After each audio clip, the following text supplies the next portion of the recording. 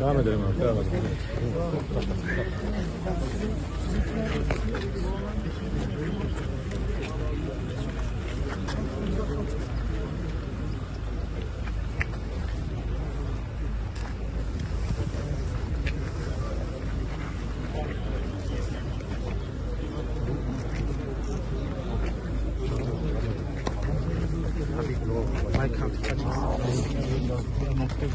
Bizdeki çadır. Tamam, okey.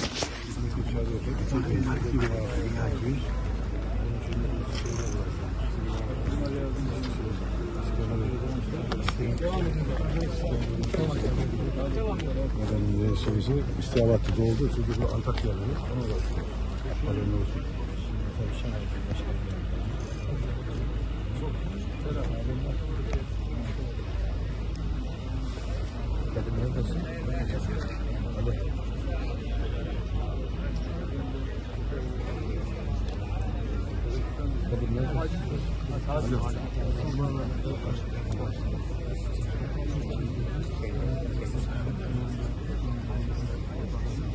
Memnun.